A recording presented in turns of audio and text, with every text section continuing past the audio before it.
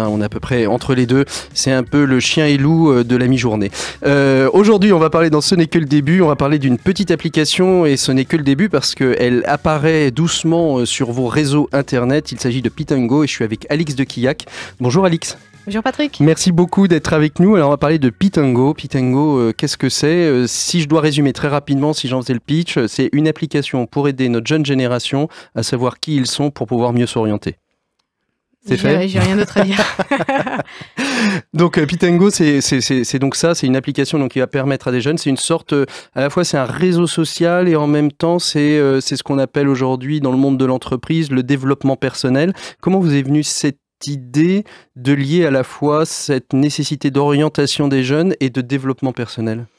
L'idée, elle a germé il y a une petite dizaine d'années. J'ai géré en fait pendant 3 ans des centres de formation professionnelle en Angola et au Vietnam. Donc on était plutôt dans des contextes de bidonville, relativement pauvres, et on formait plutôt des jeunes sur des formations courtes, extrêmement qualifiantes.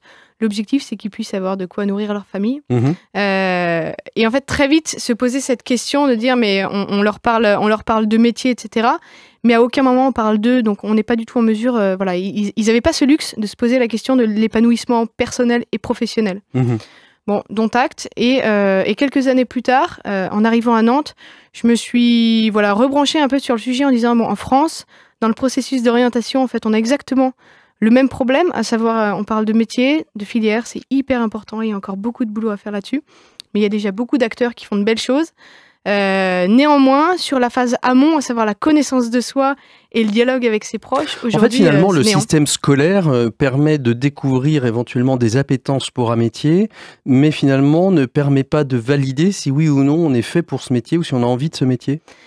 C'est pas au système scolaire de faire ça, c'est à la personne. C'est-à-dire que quand on parle de développement personnel, c'est pas très adapté à l'âge des adolescents. On parle plutôt de connaissance de soi. C'est une démarche d'anticipation et toute démarche de connaissance de soi, elle se fait 1 avec du temps, 2 dans un cadre parce que c'est compliqué, par où je commence, et 3 avec du monde autour de soi. Voilà. Est-ce que ça permet aussi d'éviter ce genre d'application, ce que j'appelle le mimétisme familial, c'est-à-dire maman était ingénieur, papa était médecin, mon chéri tu seras ingénieur ou médecin et t'as pas le choix même si tu as envie d'écrire et de devenir un grand écrivain? C'est effectivement beaucoup de choses qu'on entend. Est-ce que ça va empêcher? Je ne sais pas. Par contre, on va recréer du dialogue dans les familles, non pas en parlant des métiers, donc peut-être en limitant ça, mais en se recentrant sur ce dont a envie le jeune, ses désirs, ce qui lui plaît, etc.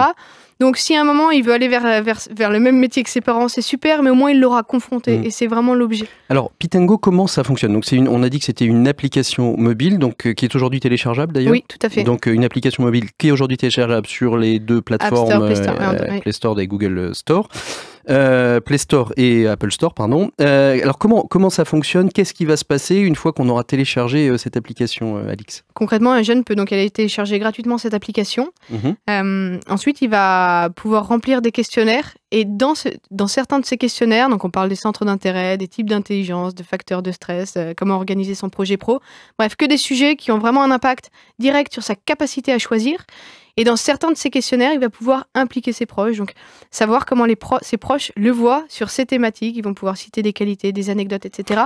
L'objectif, c'est qu'il puisse voir comment lui se perçoit et comment les autres aussi le perçoivent et réajuster un petit peu l'image qu'il a. Alors c'est une application one shot, c'est-à-dire qu'une fois qu'on a rempli ce questionnaire, qu'on a fait son petit tour d'horizon et qu'on a en fait grosso modo la solution, c'est terminé, on remballe l'application dans la poche? Non, parce que ça prend un petit peu de temps de tout remplir, d'autant plus que nous on va remettre d'autres questionnaires, on va mettre d'autres fonctionnalités qui sont en cours de développement.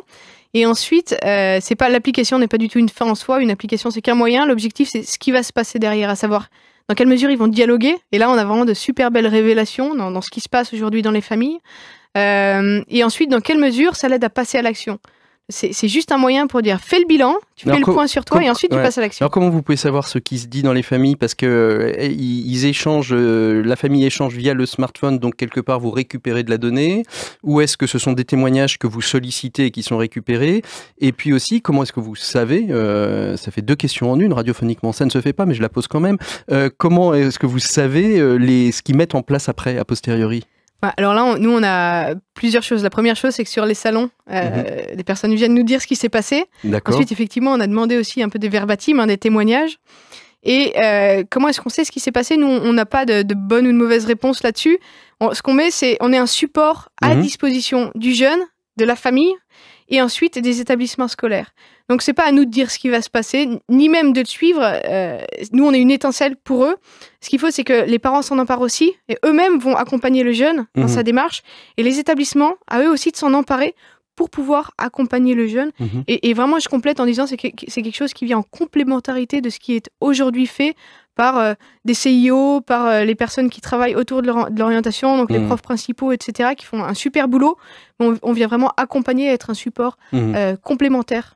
Alors, quel est, dans ce genre d'application, c'est le tout début, quel est un petit peu le business model? À un moment donné, c'est pas philanthropique. Il y a un moment, il faut que votre entreprise gagne de l'argent, à moins que ce soit purement philanthropique. Et bravo, je vous salue de ce don fait à l'humanité, de la capacité à pouvoir à nos jeunes trouver un petit peu leur why, ce pourquoi ils se lèvent le matin. C'est une bonne question. Non, je vais arrêter d'être bénévole un peu. Sinon, ça va être compliqué. Aujourd'hui, ce qu'on appelle du coup le modèle économique, comment est-ce qu'on va faire en sorte de pouvoir développer tout ce projet, c'est que donc l'application elle est téléchargeable gratuitement.